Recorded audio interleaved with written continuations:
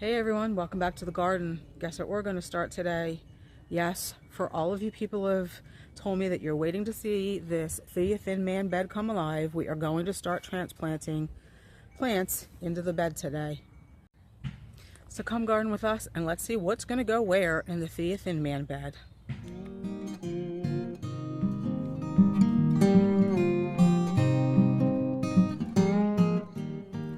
So first we have to play with placement of plants, and we're going to do that by putting out some proven winter pots or any kind of pots we have in the garage, to represent where the plants are going to go. So the backside's very open. There's probably 3 feet, 4 feet even behind all of the Thujas down this end. I don't know if we're going to fill that in. That might be a let's see how this all settles in project and decide if we want to put any kind of plants back here or we just want this mulch. I think that might look like too much mulch, but we'll decide once we get all of the plants transplanted.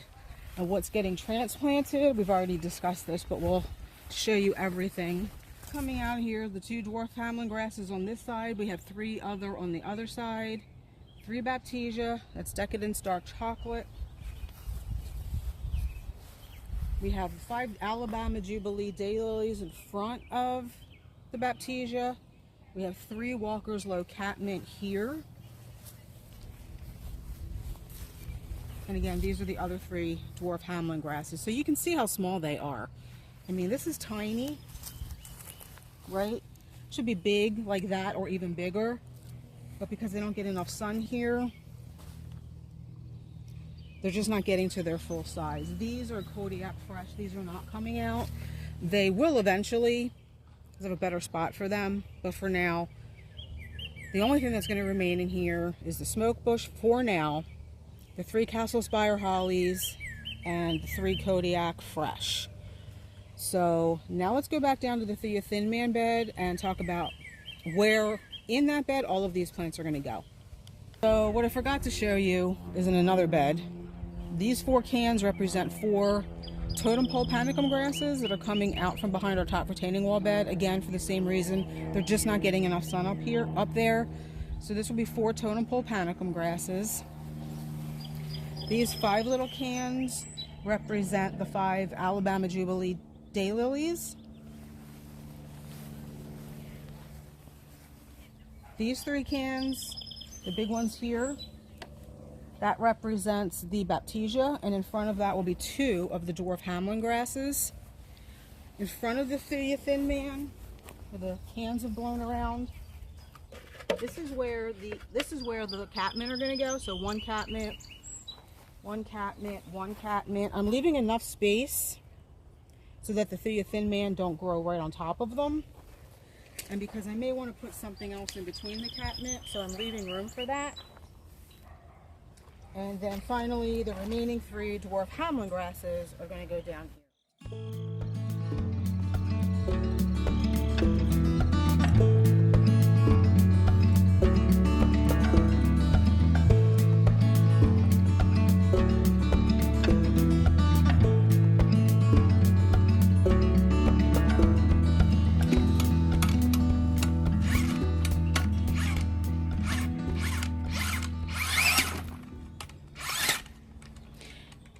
In case you're wondering, we have the wheelbarrow there to catch any of the extra dirt.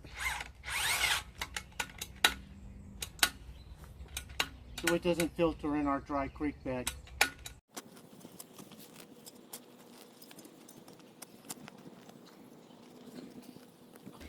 Even an 8-inch tip rocked around in the hole did not get it big enough for these root balls. So my husband is having to widen the hole a little bit with a shovel. That's all.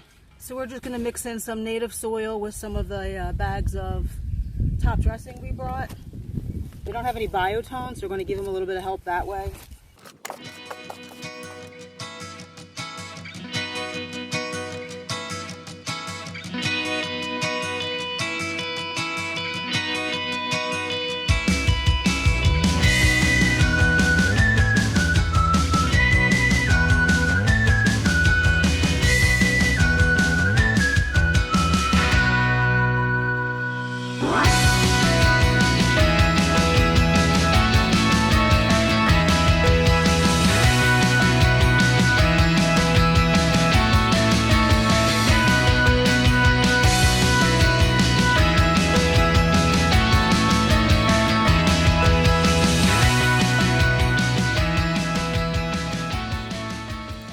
We're going to be working on this project over the course of the next several days while the temperatures are a little bit cooler.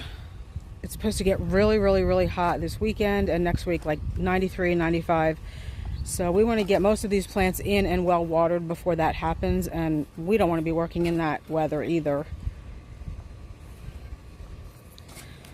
Okay, so we got the 3 catmint in. We just showed you digging the hole for the one and putting that one in. Everything else just kind of went the same. So yeah, I mean, it just looks like a mess right now, but we're making progress. The power planter auger just stopped working. Yeah, I thought we stripped it. I was kind of anxious about whether or not we were going to be able to return it.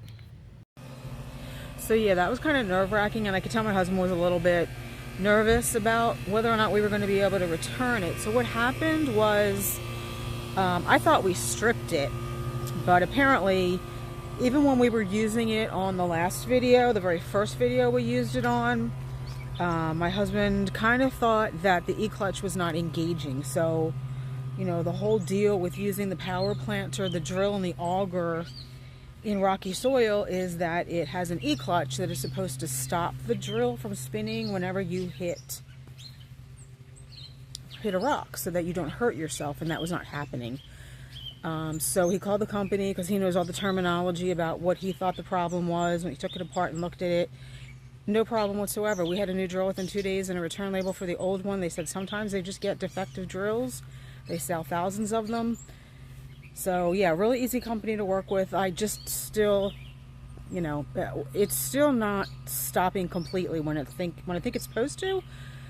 So although it's helping, and I know I've said it before, it's not, you know, it's not been a miracle worker for us, and it is still making my husband's arm a lot more sore. You know, digging in rocky soil is bad enough, but then using this, it does help, but it still makes my husband very sore. So yeah, but at least we got a new one. So all 5 holes are dug for the daylilies with the new drill. Of course, we still have to do a little bit more handwork to get some of the rocks out. My husband says it seems to be working a little bit better. He can feel it disengage when it hits a rock, but I don't know. To me, it looks like his arms are he's still being pulled, which from my understanding, that's not supposed to happen. But the holes are dug for the daylilies, so that's what we're going to get planted next.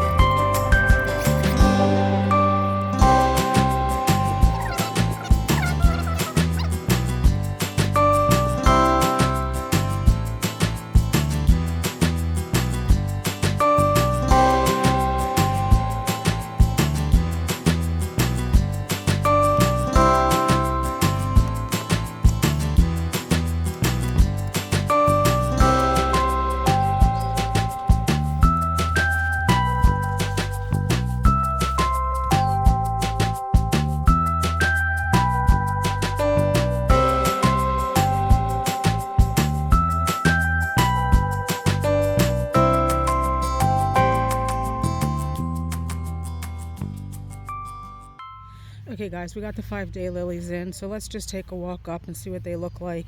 Don't tell my husband this, but I already did tell my husband, like, I feel like three or four shrubs should have gone here, but we're trying not to get rid of things and replace them with other things. So for now, the daylilies are fine here. I don't know. On paper it looked good. I just feel like it's blocking the Amsonia. Not sure. Let me know what you think. So the 3 Baptisia are supposed to come back here now, and 3 Pennisetum's up front there. I just don't think, you know, obviously on paper everything fits, right? But in real life, not so. And I'm wondering if we're going to use the back here for some stuff. Even though I think I'd mentioned this earlier in the video, that we were just going to keep the back all mulch for now, but we have so many plants that need to fit in here, and they're clearly not all going to fit in the spots that I thought they were going to fit in. I do think some things are just going to have to go behind the Thuja. I don't think, at least not at the tops, even when they do get to their full height, they're not going to touch. So there will still be sun behind them. So I just think we should go ahead and use the space up behind them. Worry about, you know, is there going to be enough sun back here for the grasses, for the Baptisia? They're going to get more sun than they're getting now, at least for 5 or 6 years while these Thuja fill in. So we decided on using some of the smaller grasses. I think the fact that that one grass was really big was throwing me off. So putting 2, maybe even the 3 smallest grasses here. And I still think we'll have room behind for the Baptisia.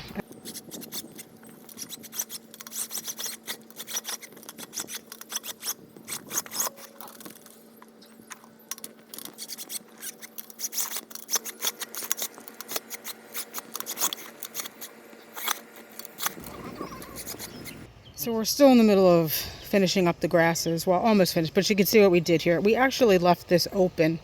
We have a little bridge there across the dry creek bed that we walk over, so we thought better not put grasses here. We do like to have a path, so once this is all mulched, we'll just put stepping stones here, and we put 3 grasses behind the catmint and the Thuja thin man here. I think once these grasses grow in, once they get more sun and they're all the same size, I think it'll look nice.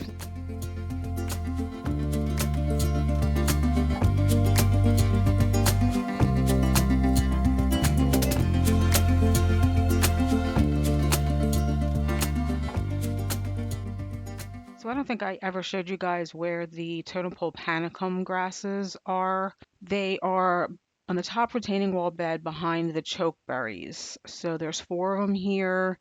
This was not, of course, their original location. They were up over where the new rain garden is now, so they got moved back here. And again, they just don't get the full 6 to 8 hours of sun a day that they would like.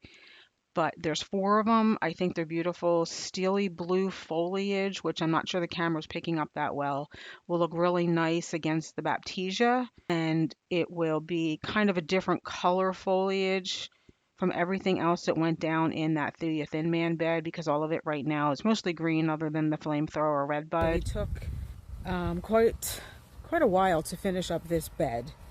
We were waiting for the power planter. We wanted to use that, even though it's not 100% effective.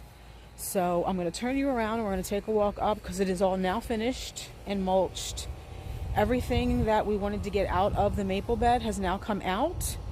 I still think there are some things that we could add into here, but at least we got everything out of the maple bed. So let's see how it turned out.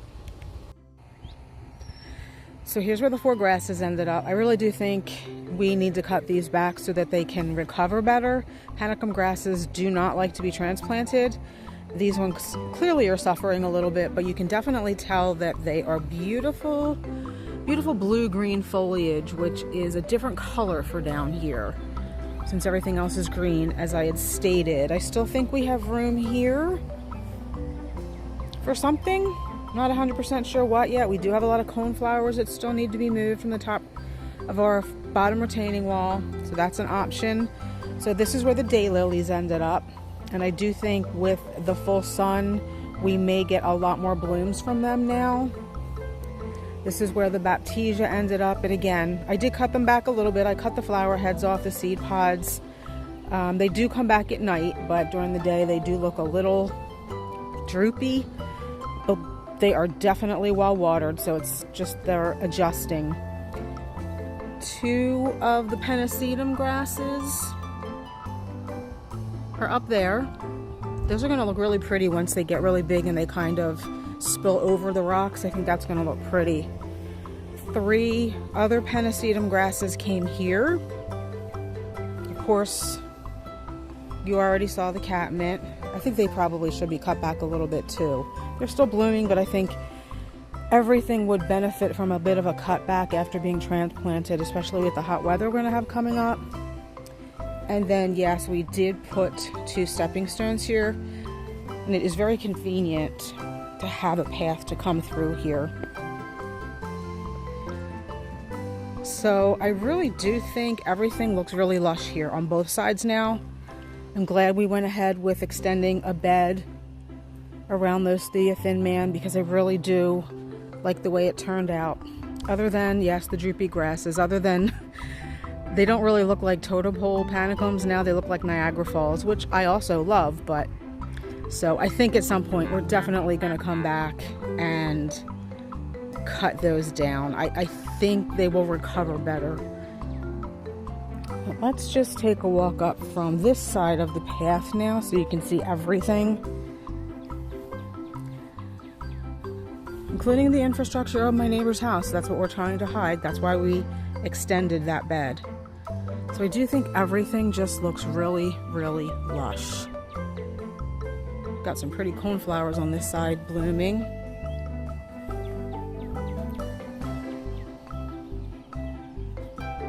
Yeah, so I think everything looks really nice over here. I'm pleased with the way it turned out.